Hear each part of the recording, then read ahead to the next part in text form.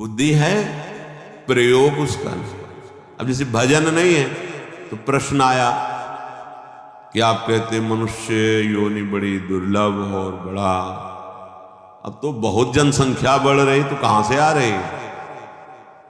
तो आप जगह एक बीता देखो खोद करके, इतनी दीमक है, इतने जीव हैं कि एक जिला में जितने मनुष्य हैं उतनी हाथ दो हाथ में दीमक निकल आएगी।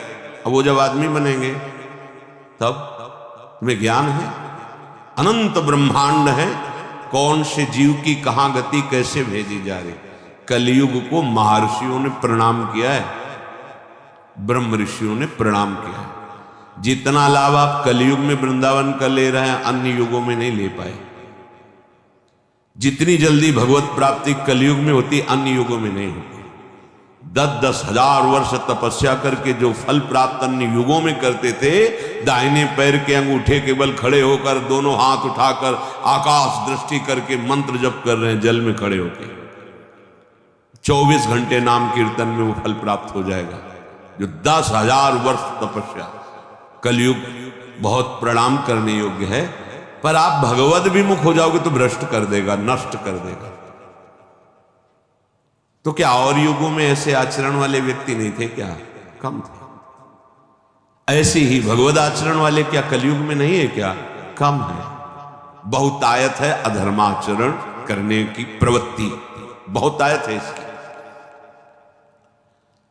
अब आपको अंदर से सोचना है कि मेरा प्रयोजन इंद्रियों का दुलार करना नहीं है, अभी ठीक होने लगेगा। पर ये सोचना आचरण में उतारना होना चाहिए। नहीं सोचते तो बोलते रहते हैं वैसा नहीं करेंगे, पर वो कसम और नियम 1 मिनट लगता है तोड़ने में। इसके बाद फिर रो बैठ के क्या हो गया, ऐसा मैंने क्यों किया?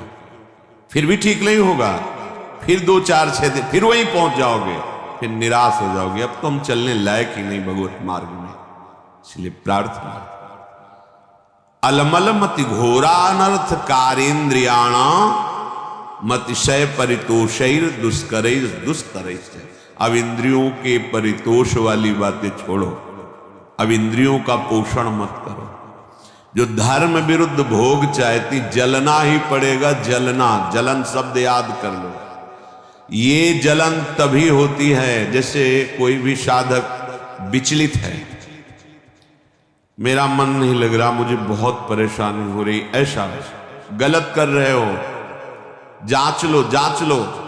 गलत चिंतन है, गलत आचरण है, नहीं तो अभी प्रारंभ में ही मस्ती प्रारंभ हो जाएगी। वो एक अध्यात्म की जो जलन पाप नष्ट करने वाली, वो मन बुद्धि चित्त इनको शीतलता प्रदान करती है। ये जागतिक जो जलन है, ये आपका आचरण गलत है कहीं, नहीं तो उसी मार्ग में चले हुए पति के, वो एक आध्यात्मिक जलन होती है। कैसे विकार दूर हो, ऐसा वो विक्षिप्त नहीं होता, प्रवीण होता चला जाता है। कैसे का उसको उत्तर मिलेगा, क्योंकि सही मार्ग में चल रहा है। जब आप गलत कर रहे हो, गलत संग कर रहे हो, गलत आचरण कर रहे हो, शास्त्र विरुद्ध वार्ता कर रहे हो, शास्त्र विरुद्ध चिंतन कर रहे हो, तब तुम्हें वो विक्षेप प्राप्त होगा, जिसके लिए तुम पागलपन प्रकट करते हो कि अब मुझसे सहा नहीं जा रहा, रहा नहीं जा रहा, क्योंकि आग बढ़ा दी तुमने, उसको फूस दे दिया, घास फूस जमा कर दी, अब ज्वाला बढ़ रही, तुम्हारी गलती। जब हम गुरुजनों की शरण में हैं, प्रभु की शरण में, तो मुझे कल्याण की भी परवाह नहीं, तो चिंता किस बात की? मेरा मन, मेरा तन, मेरे प्राण आराध्य देव गुरुदेव को समर्पित, देख लेंगे वो, संभाल लेंगे वो, बेपरवाह होकर राधा राधा राधा। कहां समझ में आ रहा है? नहीं, इंद्रिय और मन की बात समझ में आ रही, क्योंकि वो बहुत मुझे सुख देते हैं। स्पष्ट समझ लीजिए, गुरुजनों की बात और शास्त्र की बात इसलिए समझ में नहीं आती, ये पराये हैं। लेकिन इंद्रियां और मन, ये मेरे नहीं, मैं ही हूं, ऐसा अनुभव, ये माया का खेल, इनके द्वारा सिखाई बात सच्ची बात है। इनके द्वारा परोसा गया भ्रमात्मक भोग, ये सुख देने वाले, ये गुरुजन शास्त्र, ये अंदर ये मति घोरा अनर्थकारी, ये घोर अनर्थकारी बुद्धि है अंदर की, अब इसे सुधारिए। श्रीपाद कहे क्या करे? बोले विदधा दिवस ससुको एन केनापि देह, एन केन प्रकारेण, जैसे धर्म की कमाई से तुम्हारा शरीर निर्वाह हो वैसे चलो। गृहस्थ हो, विरक्त हो, आकाश वृत्ति, भिक्षावृत्ति, मधुकरी वृत्ति आदि जैसे उससे निर्वाह करो। किसी भी का अन्य का आश्रय न लो, तो तुम कभी शोकातुर नहीं होगे विषयों के लिए। एक एक शब्द पकड़ने लायक है। अगर आप धर्म पूर्वक चलते हैं, धर्म की कमाई से नमक रोटी खाते हैं, आप चैन में रहेंगे, मस्त रहेंगे, क्योंकि भगवत मार्ग के प्रतीक है। गृहस्थ होते हैं, आप अधर्म की कमाई कर रहे, करोड़ों रुपए जमा है, भगवत विमुख हो, तुम्हें चैन नहीं मिल सकती, जिसे शांति कहते हैं, जिसे विश्राम कहते हैं, जिसे आनंद कहते हैं, स्वप्न में अनुभव नहीं हो सकता। करके देखो, जल रहे, खूब करके देख लो, जलते ही रहोगे। ये पद, ये शरीर, ये भोग, ये वाहवाही, ये स्वाप्निक है, चंद मिनट की है। तुम्हारी वाहवाही क्या, जहां बड़े बड़े ताज उतार के रखते थे वो भी नहीं रहे। बहुत सावधान। ये अहंकार, ये इंद्रियों का दुलार, ये मन का दुलार तुम्हारा अनर्थ है, अनर्थ। समझ में नहीं आ रहा, समझ जाओ, निकल जाओ। तुम ही फंसे हो, सुख की बुद्धि ने तुम्हें फंसाया है, और इसका नाम दुखालय है, सुख नहीं है, नहीं है। तुम्हारी बुद्धि अनर्थकारी तुम्हें धोखा दे रही है। अभी कैसे समझ? बहुत अल्प बुद्धि है, तर्क करते हैं, तर्क करते हैं। अब तर्क तो उस बुद्धि में जो पवित्र है, तो पवित्र तर्क आवे। अब बहुत अज्ञान से घिरी हुई बुद्धि क्या इन शास्त्रों को समझेगी? हमारा भोजन ठीक नहीं, थोड़ी भी मर्यादा नहीं, गुरुजनों का सेवन नहीं, पवित्र विचार नहीं, तो तुम शास्त्र समझ जाओगे। जो ब्रह्मानंद में, भगवदानंद में छके हुए महापुरुषों ने आंतरिक अनुभव लिखे, वो तुम समझ जाओगे। बहुत बड़े महापुरुष हो गए तब तो। नहीं, पहले शरणागत हो, अहंकार गलित करो, फिर जब अहम रहित बुद्धि होती है, वो भगवदानंद पर विचार करने की योग्य हो जाती है। अभी तो देहाभिमान है, जितना भी चिंतन करोगे वो प्रकृतिजन्य ही होगा। तो जैसे बने एन केन प्रकारेण, धर्म युक्त पदार्थों के द्वारा शरीर यात्रा करो। एन केनापि देह स्थित, ये चटोरापन इंद्रियों का बंद करो। बहुत खा पी लिया है, बहुत सब ये जो गंदे गंदे पदार्थ दूसरों के शरीरों का हनन करके खाने की बातें, कैसे निकृष्ट बुद्धि हो गई। उल्टी नहीं आती तुम्हें, बमन नहीं होता तुम्हें बात सोच के,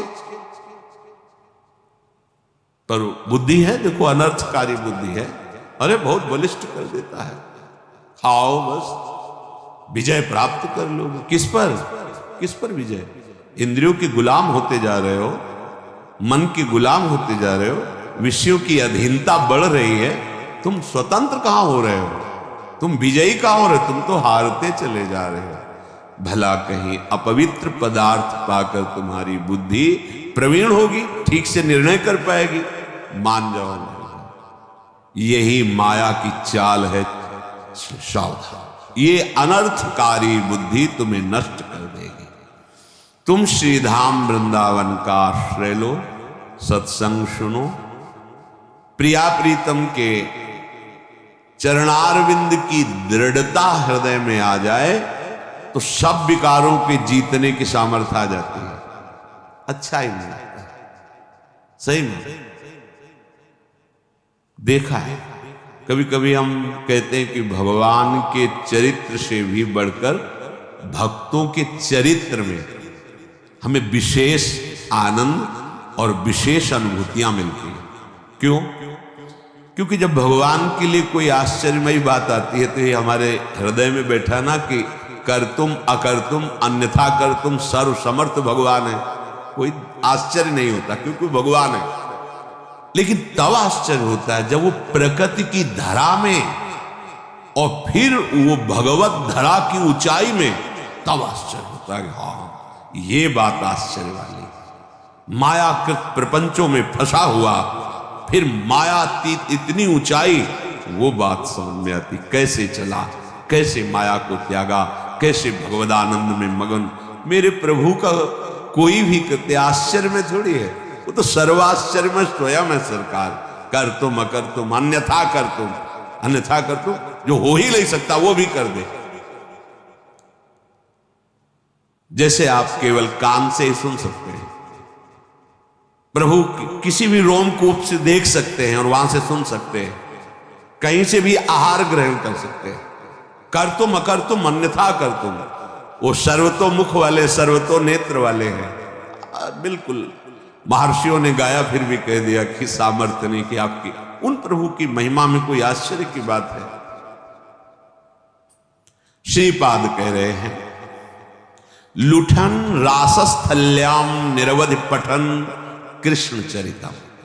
जैसे हो सके वैसे देर निर्वाह करो धर्मयुक्त पदार्थों से। तुम्हें शोकातुर नहीं होना पड़ेगा विषय के लिए, संसार के संबंधों के लिए या किसी भी व्यवस्था के लिए नहीं होना पड़ेगा। हम अल्पज्ञता के कारण शोकातुर भविष्य के लिए हो जाते हैं कि भविष्य में हमारा क्या होगा, वर्तमान तो ठीक चल रहा है। ये भविष्य की जो बात है वो शरणागत नहीं है, इसलिए है। अरे शरणागत नहीं, वो तो साधु है। अरे तो बेस रख लिया है, अभी हृदय शरणागत नहीं हुआ। भविष्य की चिंता बिल्कुल, न भूत की, न वर्तमान की, न भविष्य की। शरणागत के हृदय से इन चिंताओं का अपहरण हो जाता है। भगवान बलराम जी को सखा का रूप रख करके खेल रहा था प्रलंबासुर। देखा श्री कृष्ण तो बड़े चतुर हैं, इनको प्रवीण हैं, इनको खेल में फंसा के ले जाना बड़ा कठिन। तो बलराम जी को उसने अपनी पीठ में लाद लिया। बलराम जी को भय लगा, फिर स्वरूप का वो एकदम एक घूसा मारा, पधार गए। तत्कालिक तो भय लगा ना कि असुर अपहरण कर रहा है।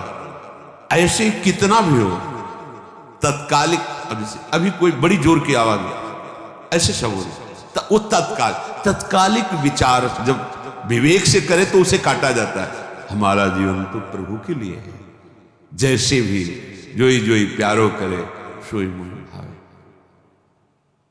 क्या वो भविष्य का चिंतन सही था?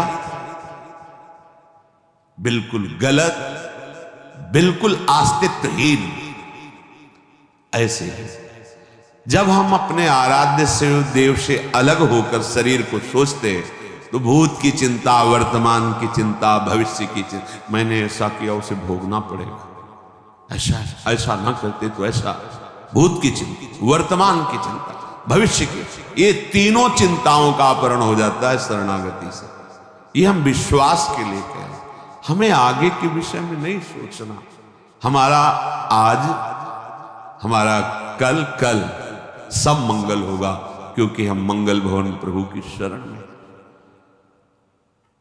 तुम्हें शोक प्राप्त नहीं होगा, ये बहुत मतलब विश्वास की बात। जैसे वृद्ध शरीर, आप वृंदावन वास कर रहे हैं, आपको लग रहा है कि अब घर जाना पड़ेगा, कोई हमारी सेवा, जाना पड़ेगा। घर है आपके, घर ना है, घर वाले जाना। और जिनके है ही नहीं, घर वाले ही प्रिया प्रीतम, वृंदावनी घर है, जाएं तो कहां, जाऊं कहां तजी चरण तुम्हारे, कोई ठौर ही नहीं। तो हमने ऐसे देखा है, ऐसे एक भी शिष्य नहीं जीवन में बनाया था, एक भी रुपया नहीं था। परम किंचन संत तो अपने कई लोग सेवा में प्रेरित किए गए भगवत प्रेरणा से। तो इस समय उनका स्नान होता, जानते हो कैसे स्नान होता था? जैसे माँ बच्चे को गोद में लेती, एक साधु गोद में लेके बैठता था और एक अनुकूल जल के द्वारा स्नान कराया तो दूसरे के हृदय में जल्दी तुम हटो, हम सेवा। वो शरीर पोछा, तीसरा लंगोटी लिए खड़ा है, लंगोटी पहना है, सजा के बैठाल दिया, तिलक लगा के 1 बजे तक माला। ऐसे हाथ में सौंच, ऐसे कौन करवा रहा है? वो जिनका कोई आश्रय नहीं प्रभु के सिवा, उनकी बात कह रहा हूं। ऐसे अगर आपका भरोसा है ना, परिवार है, घर है, जहां है वहां जाना पड़ेगा। जब है ही नहीं तो फिर जो है वो विविध रूप धारण करके सेवा करते। इसलिए विश्वास को कभी मत टालो, विश्वास को मत हिलने दो। हमारा भविष्य में क्या होगा, अगर ये चिंता है तो अभी शरणागत तुम